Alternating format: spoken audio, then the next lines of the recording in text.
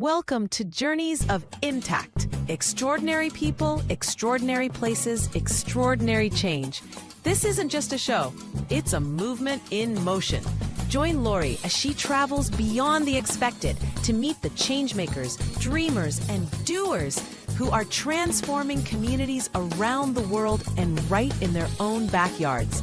From powerful conversations to unforgettable adventures, every episode is packed with heart, humor, and moments that stay with you long after the journey ends. This is where travel meets purpose, where storytelling sparks action, and where creativity turns ideas into real impact. Through candid interviews, immersive local experiences, and playful challenges, Journeys of Impact brings you closer to the people and places, proving that change doesn't have to be loud, it just has to be real. You'll laugh, you'll reflect, you'll be inspired to see the world and your role in it differently. Because extraordinary change starts with one bold idea, one courageous step, and one ripple that grows into something bigger than we ever imagined. Welcome, your host, Lori McDowell. Beautiful here. I am up at the tree house. They have a tree house with a bed in it, and I'm looking forward to spending the night here. It's on my bucket list, something I've always wanted to do. We are in Nampa, Idaho. McKinsey Stanton is hosting her World Changers Retreat. This is the first domestic one. We did the Fiji one last year, and then this is her domestic one, and she's hired me to help her. Now, you know, I always say that experience changed lives and the ripples changed the world. And we had 11 people here, and I had never really met any of them before, the people at the retreat. And it's a great group, a lot of diversity, a lot of different areas, and they are having incredible experiences. And I think the experiences is changing their lives, and the ripples we created are changing the world. We've got a lot planned, and you're going to see all of it. Some of the highlights would be the visit to the mission, the leadership panel, a little bit of the mastermind, and just an amazing 3 days. It's a short domestic retreat, but it's going to make a huge difference. So I always talk about retreats. I always tell you how amazing they can be. And I thought this episode, I would show you. I'll show you what goes on at a retreat. I'll show you the give back effect. I will show you some of the things you can do at your own retreats. Types of things I would put in your retreat if I were doing it for you. And I will show you how experience changes lives and how we create ripples that change the world. So enjoy. This is Lori McDowell. Enjoy this episode of Journeys with Impact. This is just one more amazing journey with extraordinary people where we are making a difference. We are here at the World Changers Retreat.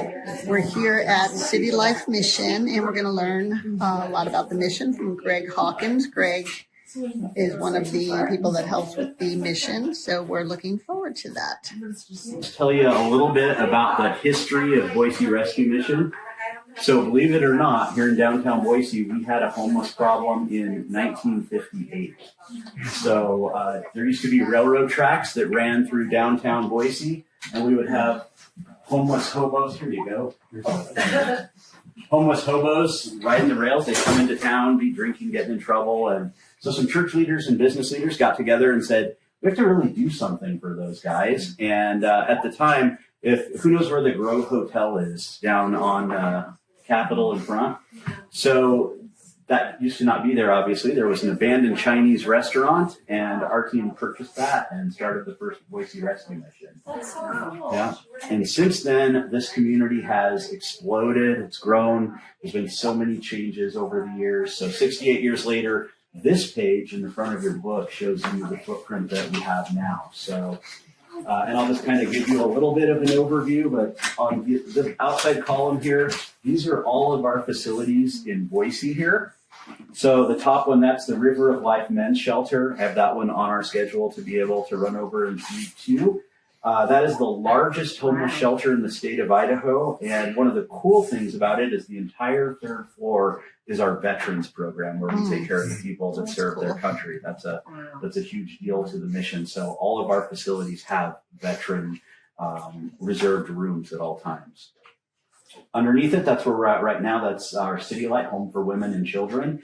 And we've had it 25 years, but we're really grateful for our past leaders that made that happen. In the last 5 years, the demographic of women and children has gone from about 10% of the people we serve.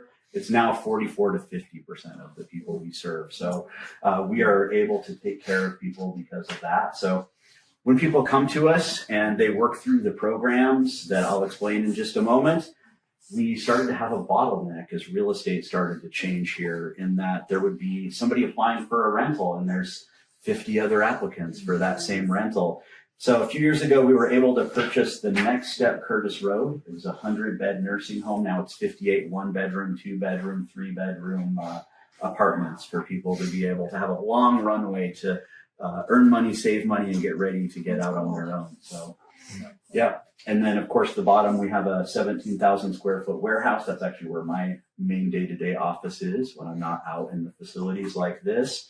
And it's just, if you think about it, if you use it in your home, we use it in ours. So we have everything from clothing, hygiene items, food, stuff like that come through, get sorted, and then moved out to the facilities where it can go into the hands of the people we care for. So Do you get a lot of that stuff donated? A lot. And we'll kind of talk about that a little more as we go through the tour. Then the second column right here, this is our Canyon County properties. So these are all in Nampa.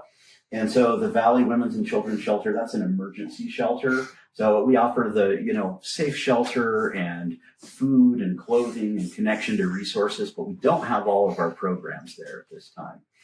Then across the parking lot from that, we have our recovery lodge. And if you could imagine being medically fragile and being homeless, how hard that would be if you were, we've had people come in undergoing chemotherapy, different broken bones, different issues. We also have some of our really young crisis pregnancy ladies that are living there. And it's just a quiet, nice environment for recovery. And then we have the Lighthouse. That's one of our larger, used to be a men's facility. We've actually loaned it to another organization. We've gotten it back. We're currently working on what the future steps are for the Lighthouse. But there's some cool things in the works that are down on the horizon, mainly serving women and children, with being able to offer all of our programs there at some point in the future. And then, of course, we have 54 more apartments. So when somebody comes into us, they're going to come into emergency services. And like I said, they're going to get all the basic staples that they need to be sustained. And then our people are going to ask them some really, really great questions to try to find out exactly what their needs are, because we want to create wraparound programs to be able to care for the root cause of homelessness. Not just to provide them a roof over their head, but to help them empower the rest of their life to be able to move on. So some of those programs we have our New Life Addiction program, and that is a very intensive, incredible drug and alcohol recovery program. Somebody's going to be with us 12 to 18 months while they work through those steps, and it has an 80% success rate. Wow. So then I'll go to, we have accountability and work reentry programs. Sometimes it's just being accountable with your money and having some help getting back to work. And so we have our team to do that. We have our veterans program. In 2010, the VA reached out to us and said, we have this epidemic of homeless vets. Is there any way that you guys could help with that? And they kind of had a list of needs. We put everything that they wanted together. And by the way, we don't use any government money whatsoever. So this is all based on our generous community. And without using any of their money, we put all of the things they wanted together. Since 2010, we've had over 700 now veterans come in homeless, work to independence, get out into their own safe housing. So, and that program actually has a 91% success rate. Wow. Mental health programs. So we help people get the mental health care they need as part of what we're doing. We want to make sure that undiagnosed, untreated mental health issues don't cause somebody to be homeless and left behind. We have a kids and teens program, and I could talk for an hour on how cool that program is. So this summer, we had about 87 kids who they were safe every day. They were doing really engaging, fun things. We had sewing lessons, guitar lessons. They got to go to Roaring Springs every Friday. They went to Kung Fu camp, soccer camps. I've seen pictures of them tackling tackle dummies on the blue over at Boise State. I mean, I was living vicariously through them. They had a scouting program that's very similar to Boy Scouts and Girl Scouts, where they were able to like learn some of those life skills and STEM and STEAM learning, which was just incredible because these kids aren't, at home alone or out on their own doing something. They're safe and they're doing something productive. And then with our teens, we have a teens job corps where starting at 14, the kids can actually come to work here and be a part of the staff here and learn how to engage bosses, learn great work habits, learn how to show up. And there's promotions available from that. When they're 16, they get a raise. It's just a cool way for them to start working. And then our teens go on a college road trip. And this is so cool. This year they went to Montana State, University of Montana, and Carroll College. And what works out so great about it is they get to get away, completely decompress from all the things going on in their life and start to dream about what they want to do in the future and start to set goals to go to trade school, to go to college, to do the things that really interest them. So they go stay in the dorms. They have a lot of adventures along the way. Like this year they went to Bear World and some things like that. But it just is a good chance for them to start anchoring into what the future is going to be for them. Really cool. So we have an education program. If you come in without your GED, we're going to help you get that as part of the program. And yes, and I'm going to let you share in just a few minutes. Yep. As well as like all kinds of life skills things, right? Like budgeting, safe relationships, positive parenting. And we have that recovery program for medically fragile people. And then we have a crisis and unplanned pregnancy unit. So you may hear some babies crying. You may see some babies because we have a lot of them here at the mission, but everybody's healthy. And what's really great about that is it gives moms time to have their baby, to bond with their baby, and then figure out what that next chapter is going to be very productively. So, yeah. Yeah, right there.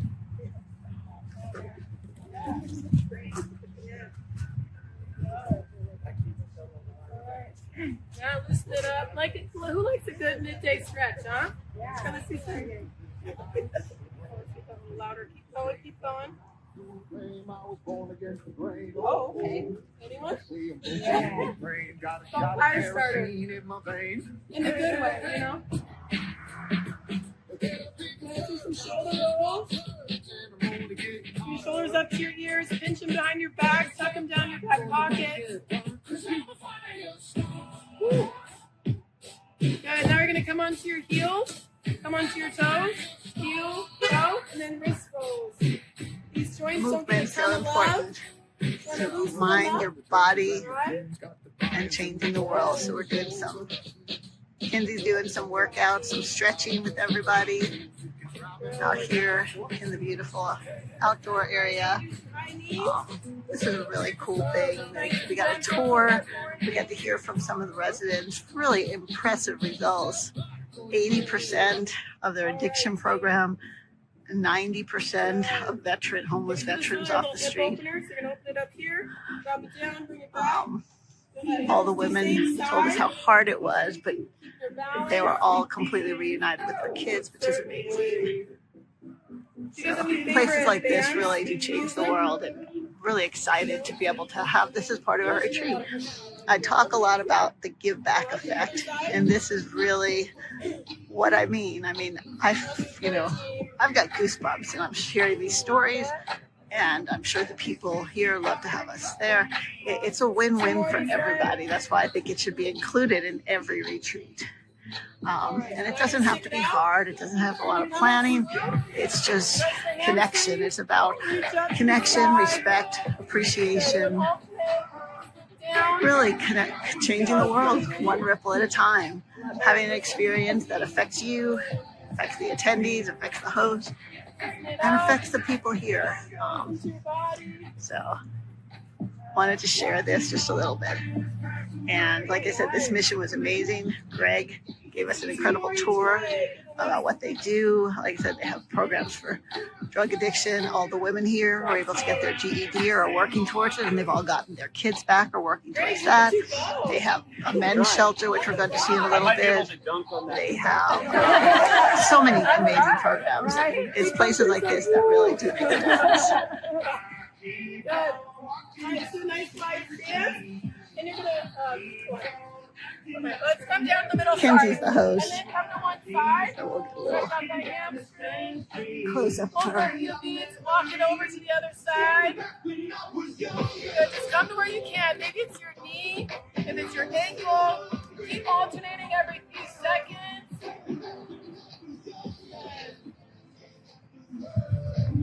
And it's just refreshing to see that you have people that care and want to help other people move forward and not just give, but they're actually planting a seed to cultivate a better future to fix some of their problems. So that was one of the biggest takeaways that I took from both places today. That's awesome. One of the things that I took away was the amount of confidence that a lot of the women and the men have going through such trauma and things that nobody should ever have to go through, and then to hear their testimonies and the power and just the things that they've been able to accomplish. The organization's great.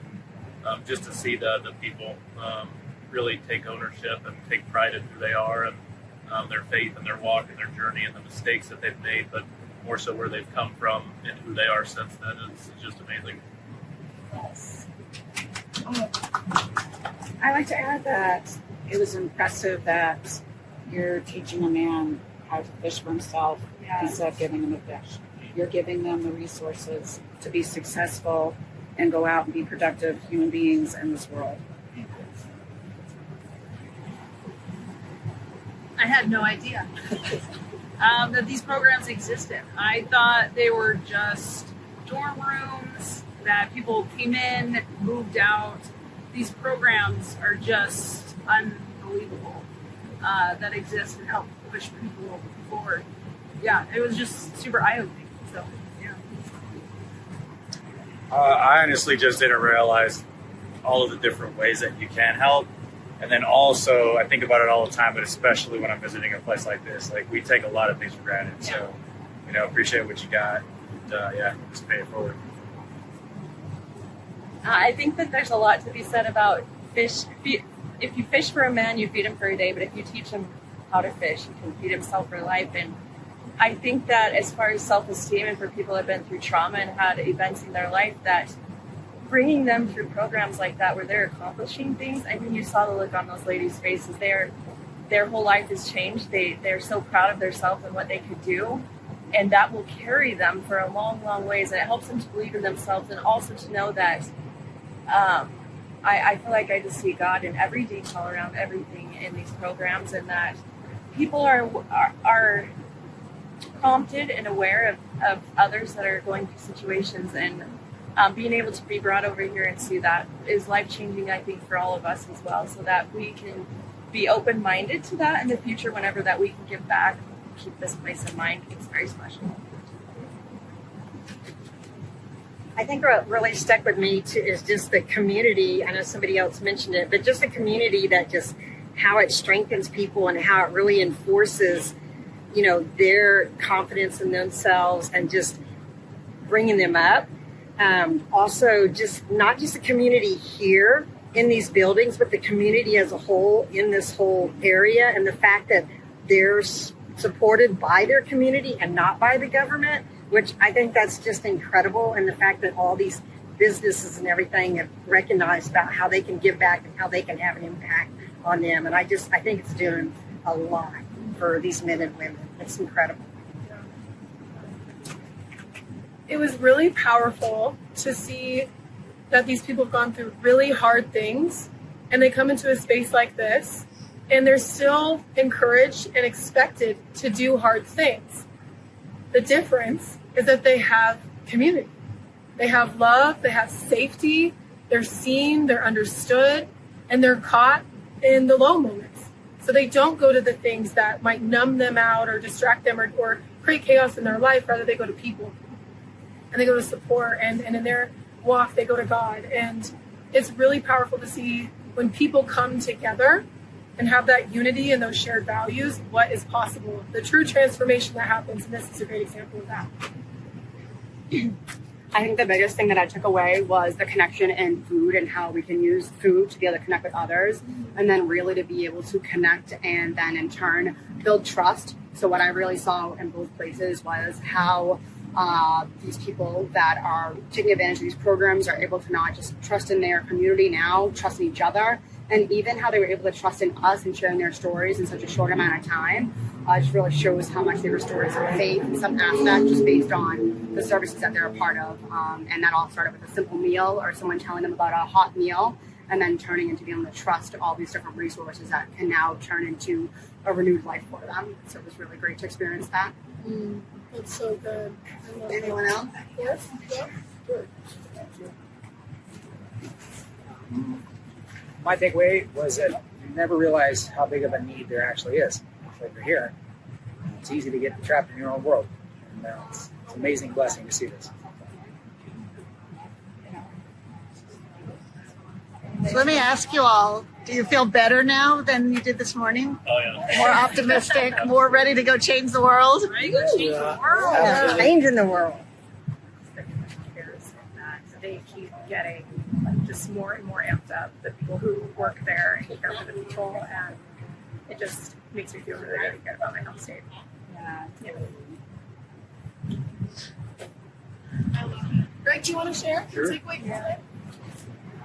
Sure. Well, I just want to say thank you, World Changers, for your time today and being a part of this. We thank God for organizations like you that are willing to come share and have compassion and learn about what we're doing. So from the bottom of my heart, I'm grateful just to have spent the last couple hours getting to share Boise Rescue Mission with you and getting to learn about you guys too. And it was a fun afternoon. I love the energy and just so appreciative of you. So thank you very much. Awesome. Thank you.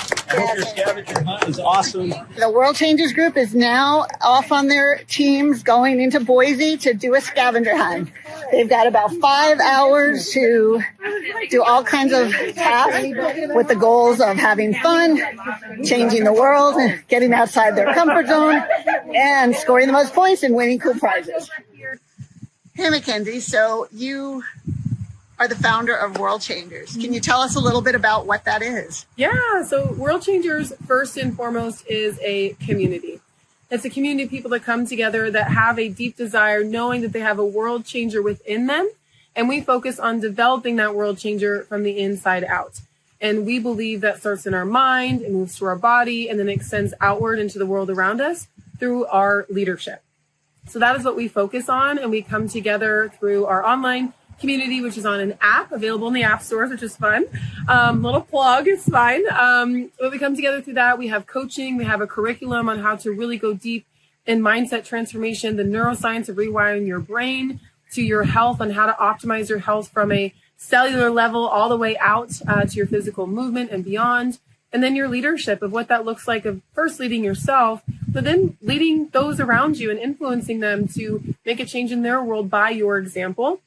And we believe that that is a ripple effect, that when we start with ourselves and it echoes out to those around us, that'll continue to ripple ultimately to the entire world. So that's what we're about. Awesome. And you're hosting this World Changers retreat. So why a retreat? Yes, I love that. So as I mentioned, we have a community, and that's virtual, which is really, really powerful to stay connected, and it's efficient. However, we're human beings, right? We crave connection. We're hardwired for that. And so this retreat is an example of how we can be more effective in deepening those connections and having conversations that a screen can't allow you to have, like a face-to-face, and hugging each other and laughing together and crying together. And so a retreat is an opportunity to step away from your life and create a disconnect from the noise and the expectations and responsibilities that all of us have on a consistent basis, to take a step back and reflect and reevaluate. And it's kind of like a halftime talk in your life. And you look back and say, how did this first half go? Or how did this last quarter go?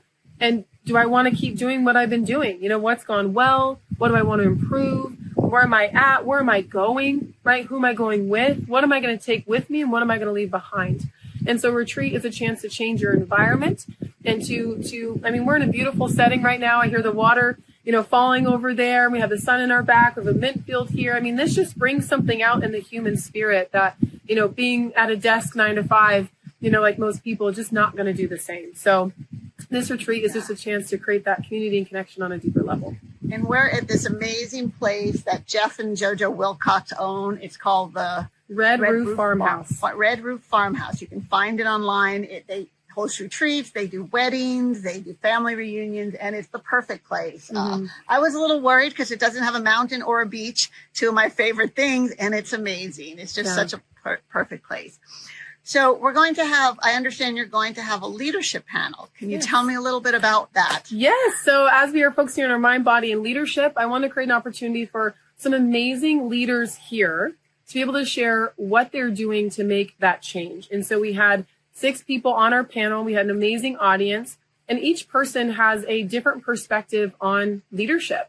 And we asked questions around what it looks like to lead yourself, lead in your purpose. And each person has a different angle because they're different people. And yet, what is so beautiful about this panel is that we often find still there's some unity.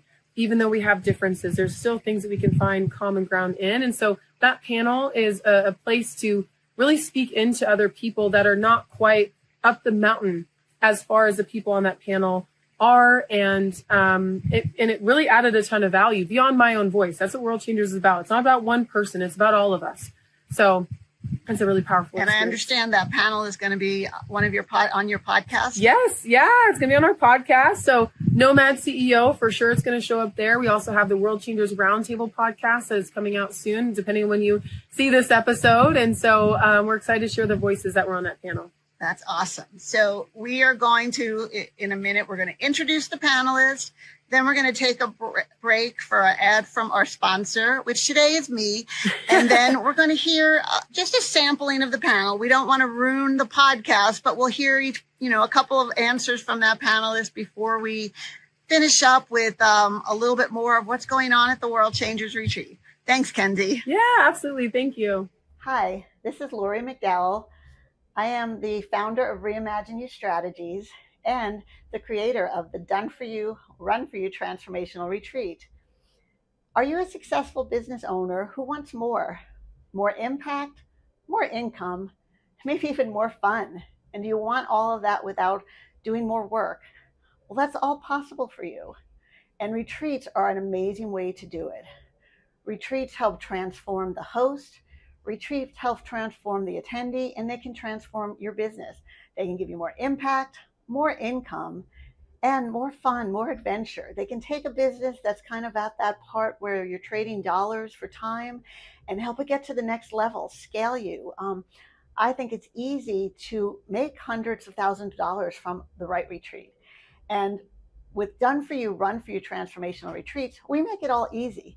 We do all the planning, all the logistics, all the work, facilitating, help you with the sales, basically everything, so that all you have to do is show up and be magical. We take your purpose, your vision, and turn it into an experience that transforms you and your clients. So if you're interested in learning more about Done For You, Run For You Transformational Retreats, please check us out, www.reimagineu.net, or email me, lmcdowell@reimagineu.net, or you can book a call at booklori, Lori.net. So booklori.net. I can see you with a retreat. It can truly change your life and your business. Thank you.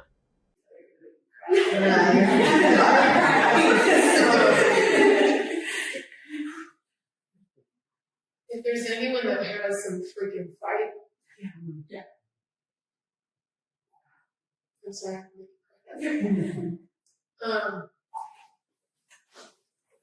The level of my respect for you, my admiration for you too. Is it okay if I share? So Lori called me last year. What was that? December. Yeah. And we just got to Fiji. I met her, earlier in the year. And, I'm walking one day and she calls me and she's like, I got diagnosed with breast cancer. And I was just really shocked, like we're just Fiji, all was good. And you know, imagine, my mom's gone through breast cancer and I saw that journey with her.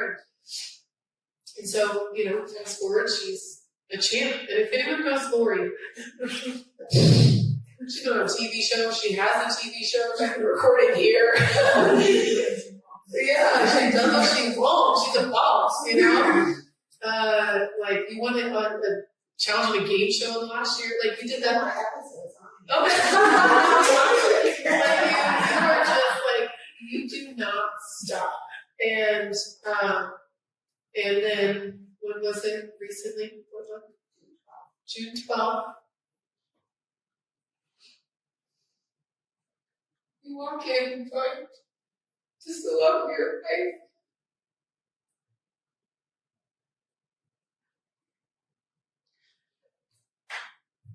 The little girl. And you're freaking here. And you were in Oregon at another event not long after that, we were out together. And when I think of a world changer, a woman on a mission that can't be stopped, you are the picture of that. And so, if you could please share what drives you, what keeps you going. Because one way or another, we're all going to do something, and we're going to go through tough stuff. And I have not ever seen anyone do it like you, so I'd love to share. Thank you. Yeah, it's a hard, the cancer was one thing. I always felt like I was tough. And it's funny, I hear people talk and they share their turning points. And, they say you get what you want, or you get what you need. And I always figured, well, I hope if anyone in my family gets cancer, it's me, because I'm strong enough to beat it. You never think that, because that and it's funny because it was hard. I decided that, when I thought about when I was diagnosed, I had a type of cancer that was very aggressive, yet with, traditional methods was very treatable. And I thought about, I can heal it myself, I can try to do all this holistic stuff, and then you're telling me that chemotherapy and surgery has a 90 to 95% cure rate. I'm like, I'm not going to fight that. At that point, I'll suffer. And chemo sucked. Yet, through it all, bad things, my philosophy is bad things are going to happen to all of us. Yet, suffering is optional. We can be miserable, we can fall apart, we can find the worst in everything, but yet, there's still babies and puppies in the world. There's beauty in everything. So I decided, I had my business, I wanted to run my business, so I decided to make the best of it. And I actually have a stand-up comedy routine on why cancer is funny. And there's you can suffer through it, or you can make the best of it and live through it. And there are parts of it that really suck. I feel I have this incredible sympathy for children and babies, because they don't understand. At least I understood what I was going through. They don't understand. Oh my God, they have to feel this awful, and they don't know why. So it was just kind of like I said, I still think no matter what happens, the world is an amazing place. And there's so much joy out there. And I just felt like I need the joy. And now I had a double mastectomy about 3 weeks ago, and I'm cancer free.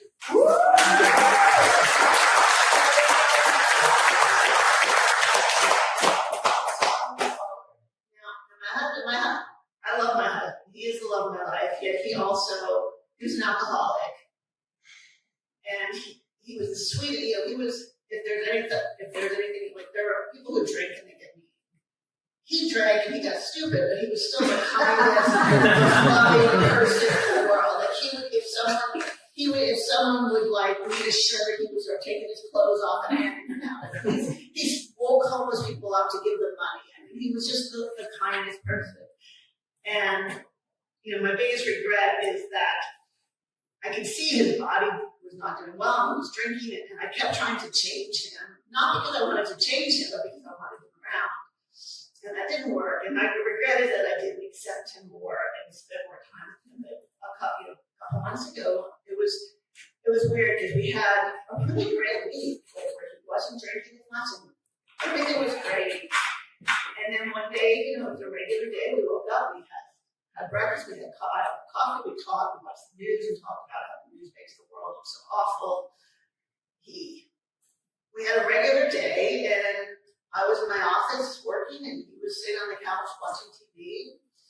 And I got up, and he looked like he fell asleep. I still don't know if he was asleep or not. And then I thought, I think I'll go work out. I started doing some lifting right there, doing a workout.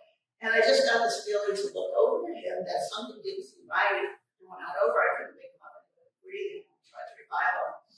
And we still don't know what exactly he died from. So that's the hard part. I'm certain I could, if I had tried to wake him up an hour early, could I have done something?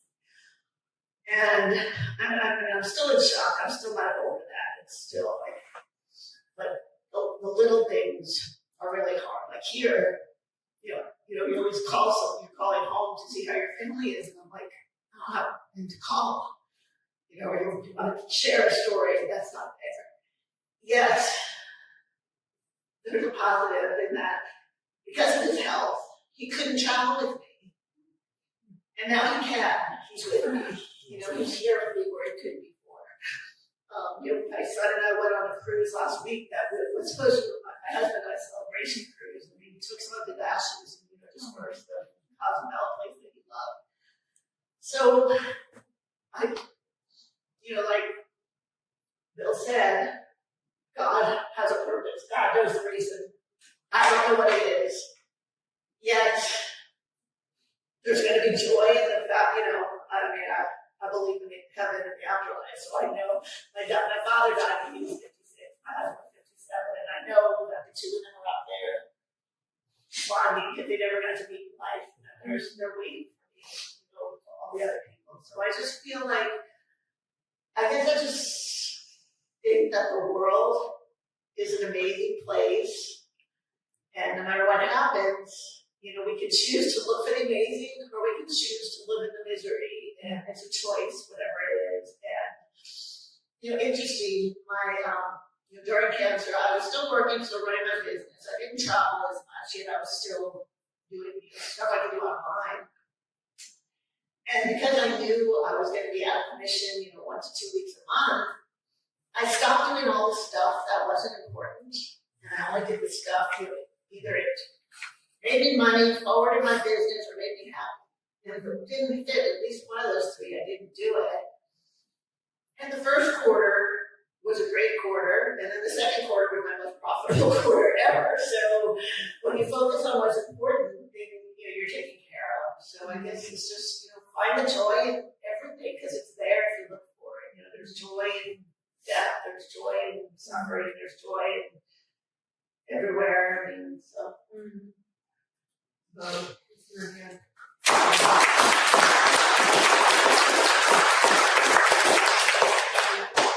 Yes. People. Yes. Having connections with people you become is so important. Yes, absolutely. I love you. And as they say, why you made me go out?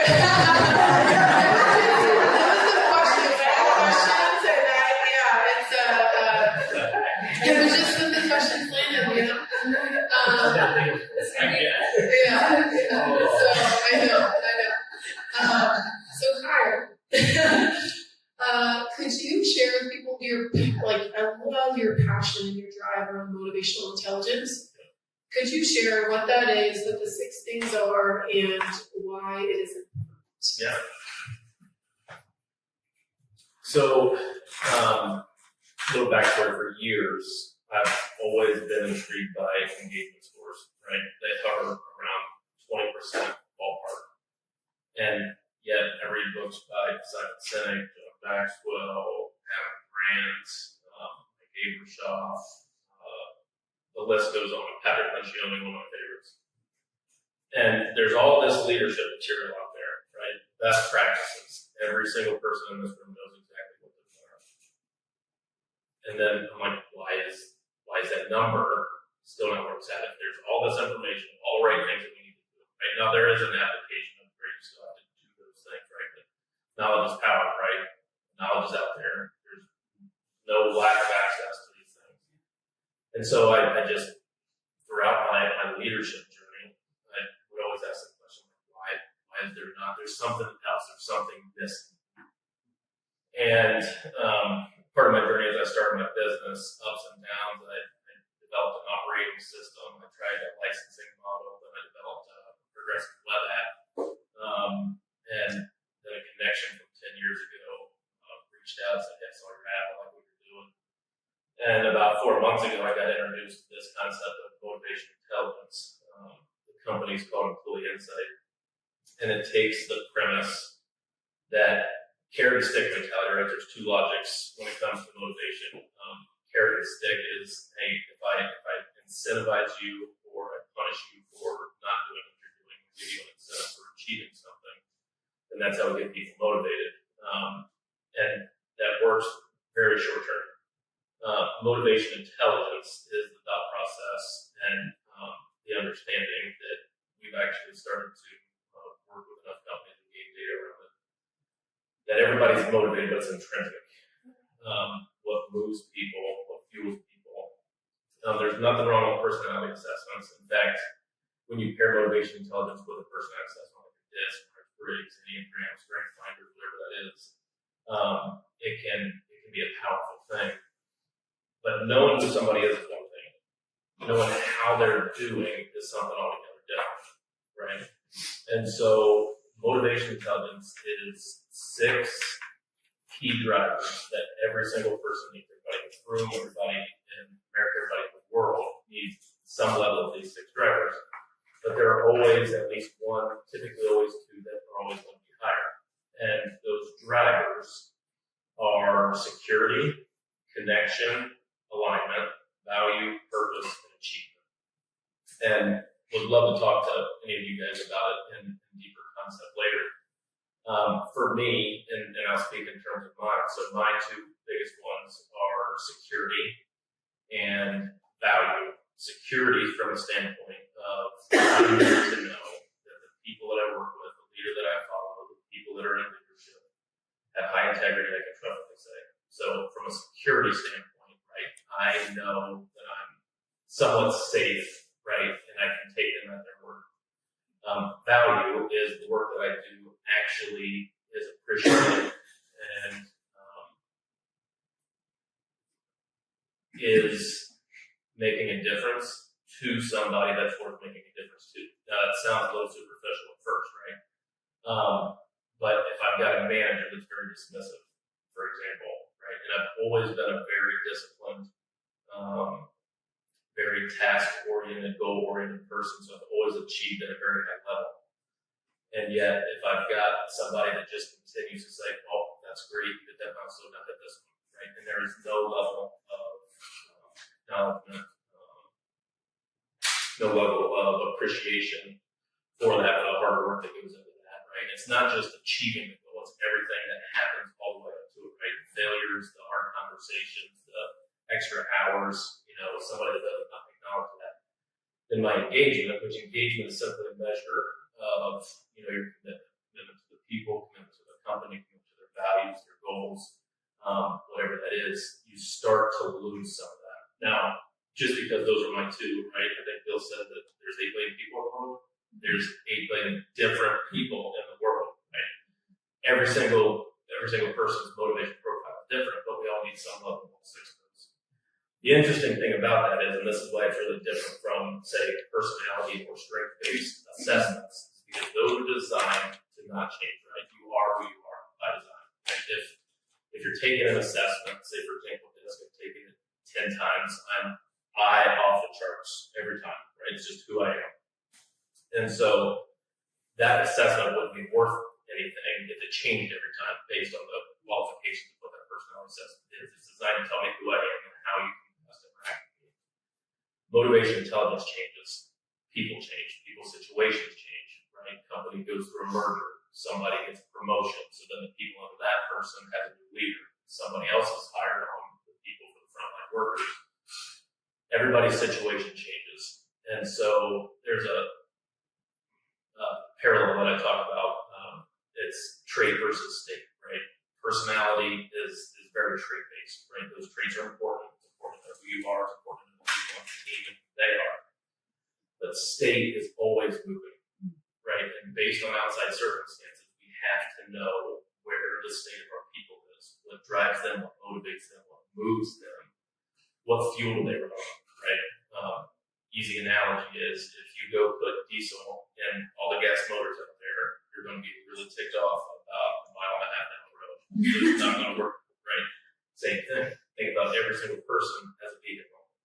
If you're running on fuel that's not motivating to you, eventually you're going to be disengaged, right? You're not going to be committed to whatever it is you're talking about. Now, again, car analogy, fuel tank, right? You've got some level of capacity. That's not to say like your boss disses you one time and you don't get, one or two drivers done, right? You can run on some of that. It can replenish a little bit, but you can't let it get to E. The second it gets to E and you're not refilling on the same fuel you run on, you will slowly start to disengage. You'll just start showing up. We can get into the whole 2-bucket analogy, but probably don't have enough time for that. So that's a little bit about motivation intelligence. And it is something I'm passionate about. I do believe it's going to change the world. I think every single person needs to know that. What I love about it is when I work with businesses and organizations, we can't force everybody to do it, but every single employee takes it. We've got an AI tool that's coached on those models to help leaders know how to best understand how to lead their people based on their state and what they actually need, what fuels them. But not everybody's going to do it, and that's okay. But it provides a common language. So even for your frontline workers, for the most underserved people in an organization, I love what you do by taking leadership teams and bringing people so everybody actually understands what's going on, right? That is a very powerful thing, and it needs to happen more often. But when you start to provide a common language to people around what moves them, right? And you can take a frontline employee that's working on a factory and tell his manager, says, hey, I appreciate the raise, right? But I need, a little bit more connection, right? Keep moving, right? So connection is another one. Right? The people that I work with are the job for me, right? You can't keep moving me shift to shift. That's not helping me in my role, right? And so there's a lot of leadership concepts that come into that. You have to make a safe place. You have to do like psychological safety. You have to do a lot of those things, right? That's bucket one stuff. But bucket two is then knowing individuals, knowing where they're at, who they are, how they're feeling in the moment, understanding what their state is. So good. Okay, so can you tell me what your name is? Jalen Stauffer.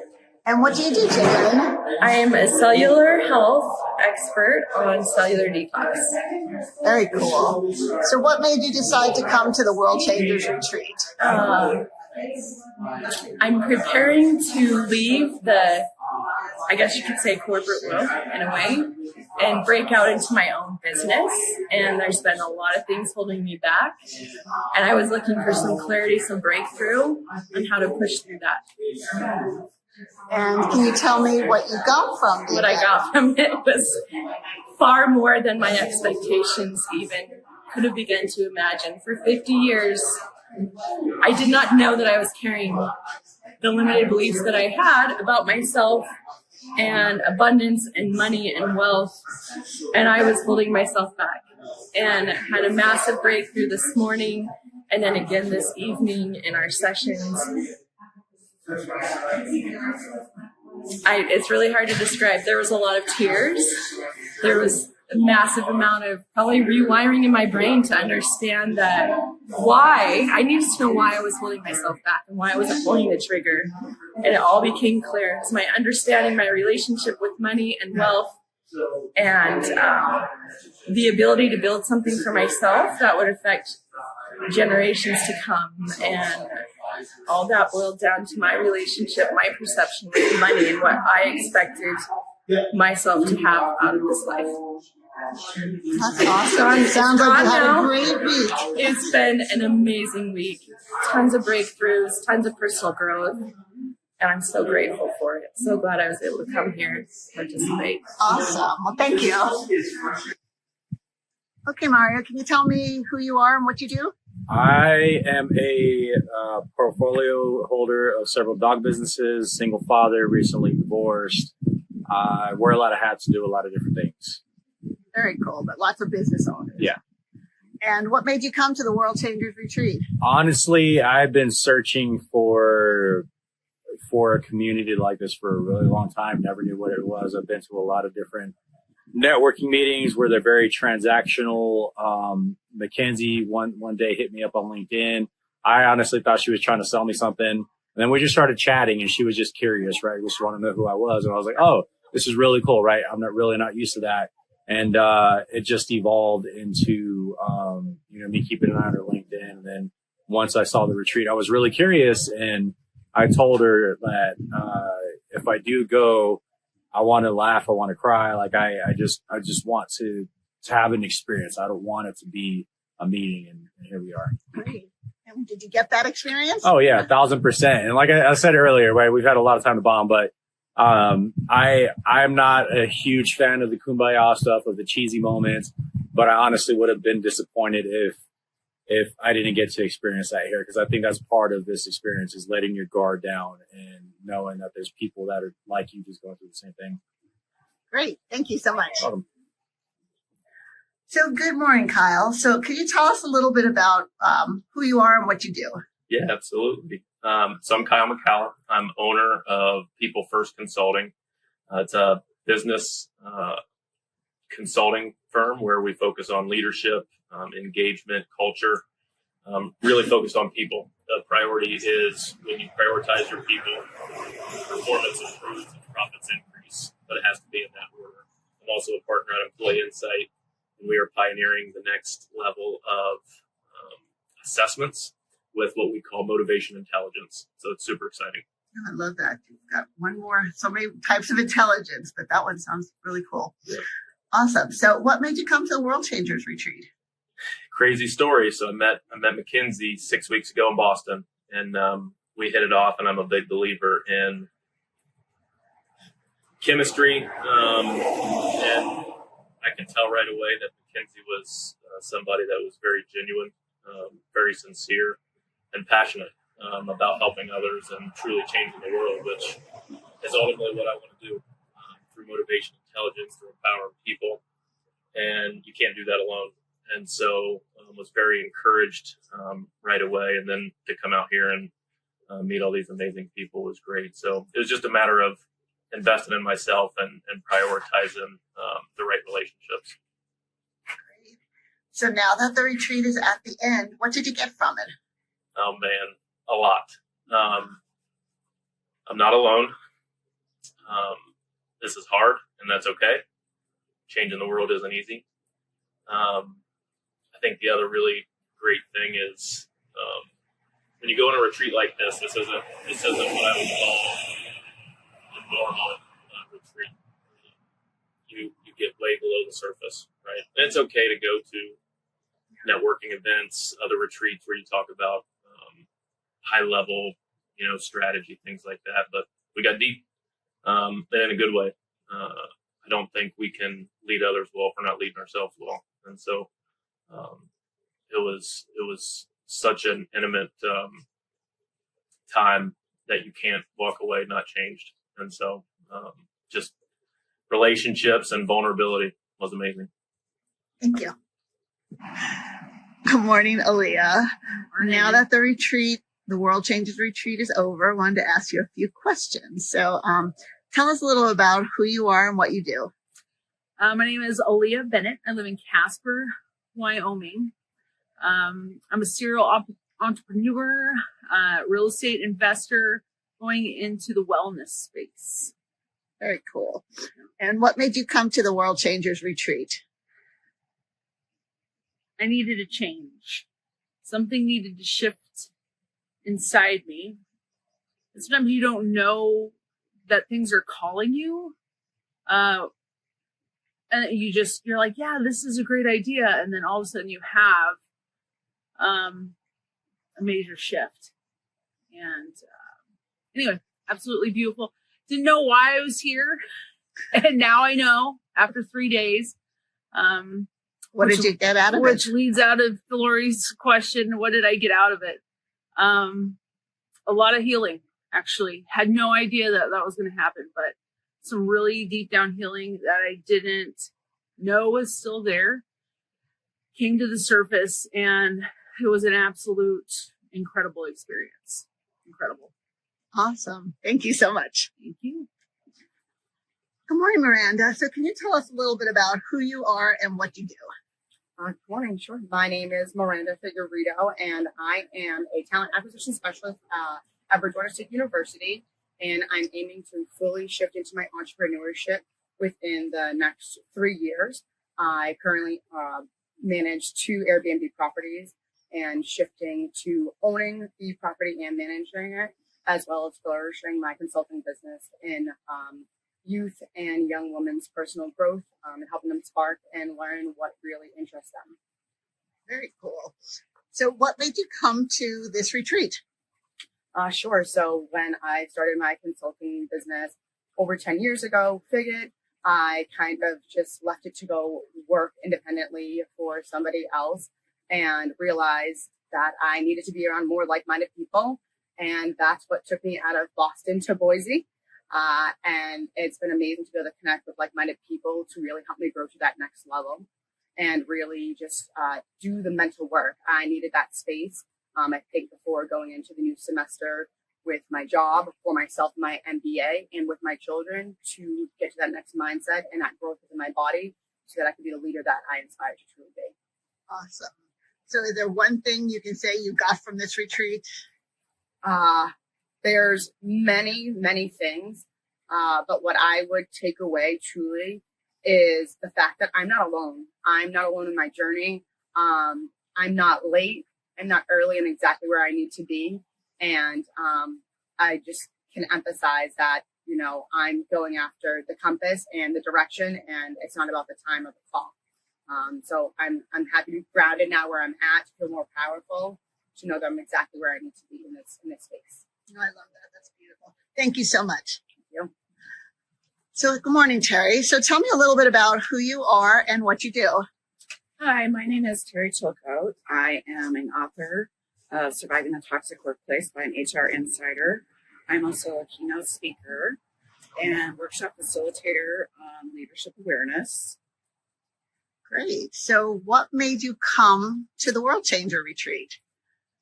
I met McKinsey in Boston 8 weeks ago, and we immediately hit it off. We actually met in the bathroom, waiting for a stall. That's not where all great conversations start. But we started talking, and she just moved me. Her energy and her beauty to her inside and out was so amazing, and I just wanted to be on the ride of whatever she was doing. Very cool. Yeah, I had the same experience with her. So she does. She pulls people in. She sure does. So Certainly, awesome. yes. So now that we're at the end of the retreat, tell us a little bit about what you got from it.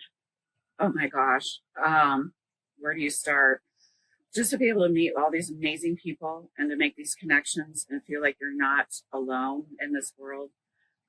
It's hard at times to find your real people, your tribe, and coming to this event, I really feel like I found my people and my tribe. Awesome. Thank you so much. Thank you.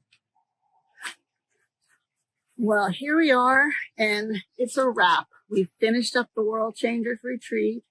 I spent last night sleeping in the treehouse bed, one of my bucket list items, something I've wanted to do for years. So I can check that one off. It was fun. Heard some cats about 2 a.m, a little scary. Hopefully they were domestic cats. But I think this retreat was amazing. I met a whole bunch of new people that I can't wait to stay in touch with. McKinsey is so cool. Every time I see her, I'm so glad we met each other. Lots of transformations. Even me, I feel like I've got, got some breakthroughs, ready to move on. Dealing with the loss of Frank. These people here really helped me deal with it, realize that, things happen for a reason and that shouldn't stop my purpose.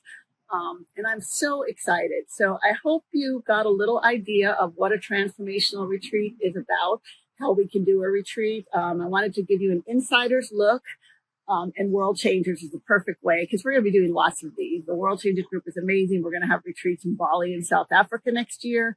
And they were the first, Fiji were really the first retreat I helped with. If you have any questions on doing a retreat, if you'd like to give your clients transformations like this, book a call with me, booklori.net.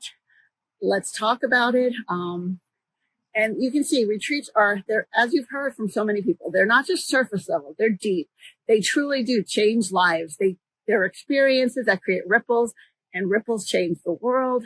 And this is just an example to see, this is what goes on inside a retreat. It's not always like this. There are different, it's made to meet your purpose and your experience, but a done for you transformational retreat can take your business to the next level, can take you to the next level, and can give your clients experiences that truly do change their life and change the world. So thank you for joining us on this episode of Journeys of Impact. We'll be back in 2 weeks with another amazing show. Love you all. Have a fantastic day. As this journey comes to a close, remember, impact isn't found in grand gestures alone. It lives in the conversations we start, the connections we make, and the courage we choose along the way. Today's episode is proof that extraordinary people can create extraordinary change in extraordinary places. And often, it starts closer to home than we ever imagined. So wherever your journey takes you next, lead with purpose, stay curious, and don't underestimate the power of one bold step or one meaningful ripple. If you loved what you heard, please take a moment to like, share, and follow. It's the best way to stay connected and be the first to know when new episodes drop. Until next time, keep moving forward because the world is waiting for what you bring to it.